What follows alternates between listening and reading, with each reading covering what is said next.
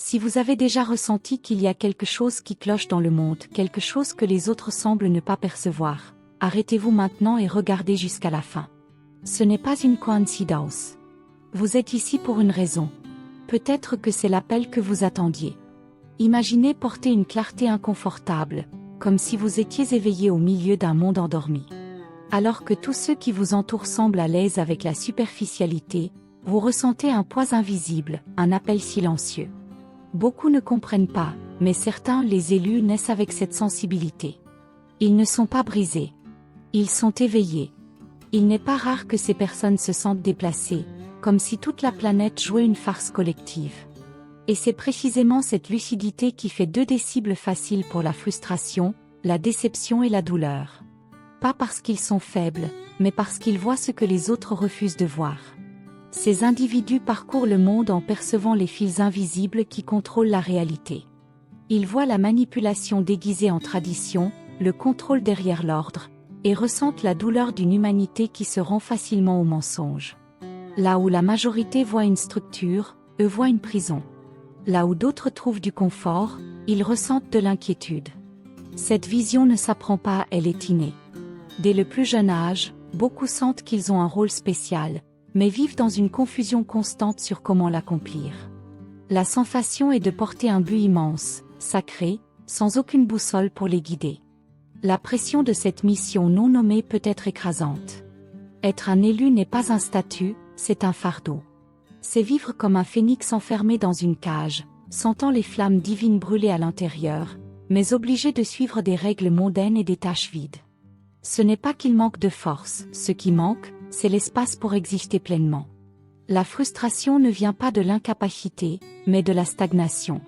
Ce sont des êtres qui se sentent comme des géants spirituels poussés à vivre dans de petites boîtes. Ils sont incompris, mal étiquetés, et souvent isolés pour être trop intenses. Et il y a une raison à cette intensité, leurs émotions sont profondes. Les élus ne voient pas seulement la douleur de l'autre, ils la ressentent comme si c'était la leur. L'injustice n'est pas seulement erronée, c'est une blessure sacrée. La beauté, pour eux, peut être écrasante. L'amour, une force incontrôlable. Et la perte, une fracture de l'âme. Dans une société qui idolâtre la superficialité et rejette la sensibilité, ces êtres sont souvent rejetés ou étiquetés comme fragiles. Mais la vérité est que l'intensité émotionnelle qu'ils portent est ce qui les relie au sacré, à l'invisible, à ce qui compte vraiment. Ils n'ont pas choisi ce chemin. Ils y ont été jetés. Et maintenant, tout ce qu'ils désirent est un espace pour respirer, pour vivre selon ce qu'ils sentent être vrai. Si vous vous êtes reconnu dans ces mots, ne l'ignorez pas. Votre chemin n'est pas une erreur. C'est un appel. Et il commence maintenant. Certaines personnes ne peuvent simplement pas s'accommoder. Elles ne supportent pas la superficialité, n'acceptent pas les masques souriants, et refusent d'avaler les conventions vides. Ces personnes ne sont pas nées pour suivre des règles, elles sont nées pour les questionner. Ce sont les élus. Dès le plus jeune âge, ils portent une sensibilité inhabituelle. Ils ne peuvent pas simplement suivre le courant. Ce sont ceux qui défient les traditions, scrutent les intentions et dérangent les structures. Là où la majorité voit la normalité, eux voient la manipulation. Là où tout le monde célèbre la stabilité, ils perçoivent l'emprisonnement. Leurs questions vont au cœur du problème. Pourquoi faisons-nous cela? Qui en bénéficie vraiment? Et pour cela, ils sont souvent isolés, jugés ou rejetés. Mais ce rejet ne les arrête pas. Parce que leur vérité n'est pas une pose, c'est l'essence de ce qu'ils sont. Et c'est pourquoi leur simple existence déstabilise des systèmes entiers. Leur authenticité est révolutionnaire. Ils n'ont pas été faits pour rentrer dans des moules, ils ont été faits pour les briser. Le problème? Le monde préfère la prévisibilité. Et les élus sont tout sauf prévisibles. C'est pourquoi ils accumulent des blessures silencieuses, non pas parce qu'ils cherchent l'acceptation, mais parce qu'ils sont épuisés de justifier leur profondeur. On leur a appris à se taire, à ne pas ressentir autant, à ne pas briller si fort. Mais comment pourraient-ils faire autrement, si cela serait éteindre ce qui les rend vivants? Cette douleur constante ne vient pas de l'échec. Elle vient de la lutte pour exister pleinement dans un monde qui rejette la vérité crue. La société exalte l'apparence et méprise la vulnérabilité, faisant que ces êtres se sentent encore plus déplacés. De plus, Leur chemin est marqué par des batailles invisibles.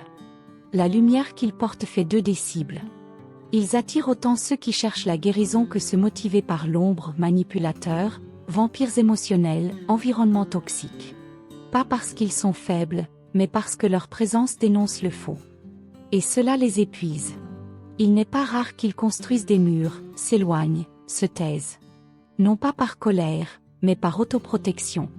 La douleur qu'ils portent n'est pas visible dans leurs yeux, mais elle façonne tout leur intérieur. Pourtant, ils avancent. Parce qu'ils comprennent que leur blessure n'est pas une punition, c'est un entraînement. Leur âme est en train d'être forgée. Le monde qui les blesse tant est paradoxalement celui qu'ils sont venus guérir. Et ce contraste brutal entre mission et réalité alimente leur frustration. Ils veulent servir, grandir, transformer, mais vivent entourés de distractions, de superficialité et de stagnation. Tandis que tous se perdent dans des routines vides, les élus ne supportent pas le conformisme. L'évolution spirituelle n'est pas un choix pour eux. C'est une compulsion. Cela crée un fossé. Plus ils grandissent, plus ils se rendent compte que peu les accompagne. Ils restent seuls, même entourés. Et cette solitude est une des douleurs les plus aiguës. Le désir ardent d'une connexion vraie, sans masque, sans filtre rarement exaucé. En plus de tout cela, il y a le temps. Pour les élus, ce n'est pas qu'un chiffre. C'est une urgence. C'est une mission. C'est sacré. Ils sentent chaque instant leur échapper comme du sable entre les doigts. Ils savent qu'ils sont là pour accomplir quelque chose de grand, et savent que la fenêtre ne restera pas ouverte éternellement. Cette perception du temps engendre de l'impatience. Pas envers la vie, mais envers son gaspillage. Ils veulent utiliser chaque minute pour transformer, éveiller, accomplir ce que leur âme a promis avant de naître. Ils ne craignent pas la mort. Ils craignent de vivre sans but. Et oui, presque tous portent une douleur ancienne. Beaucoup ont vécu des traumatismes dès le plus jeune âge, abandon, abus, familles instables. Non pas comme une punition, mais comme une activation. La douleur qu'ils ont vécue a été le catalyseur de leur conscience. Chaque cicatrice a été un portail. Ils ne sont pas nés prêts, ils ont été polis par la douleur. Ils ne sont pas des victimes de la vie. Ce sont des guerriers spirituels en cours de préparation.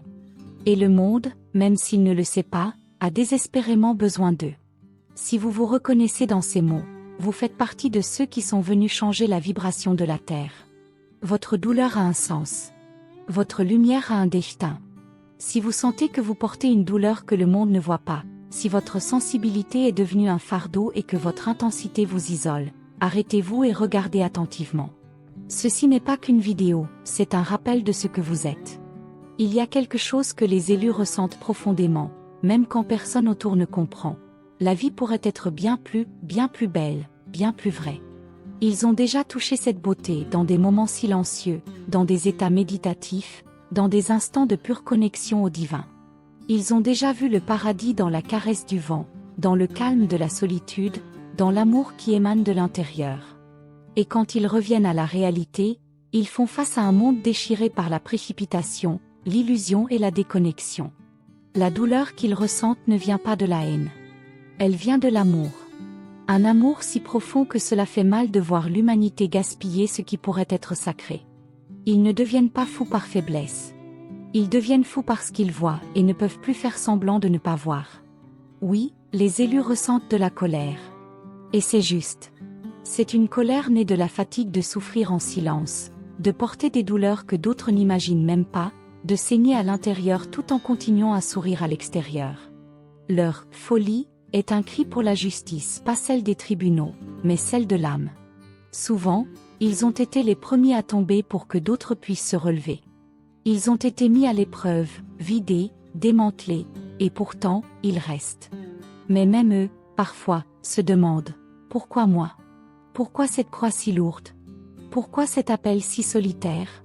La réponse, bien que douloureuse, est simple, parce qu'ils se souviennent. Ils se souviennent de ce que le monde a oublié.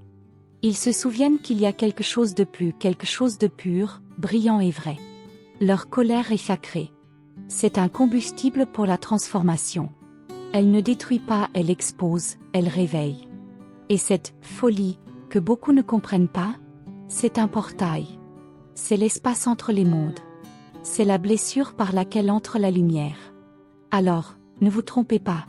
Être un élu, ce n'est pas marcher dans une paix constante. C'est marcher avec des blessures ouvertes, traversées par des visions que peu supporteraient. Mais ces mêmes blessures sont les canaux par lesquels votre lumière se manifeste. Ne les cachez pas. Ne les faites pas taire. Vous n'êtes pas brisé. Vous êtes le souvenir vivant de ce que la vie devrait être. Si cette vérité a touché votre âme, inscrivez-vous. Ce voyage n'a pas été fait pour être solitaire. Et si vous sentez que ceci vous a trouvé au bon moment, commentez 1111 ci-dessous. Votre douleur est sacrée.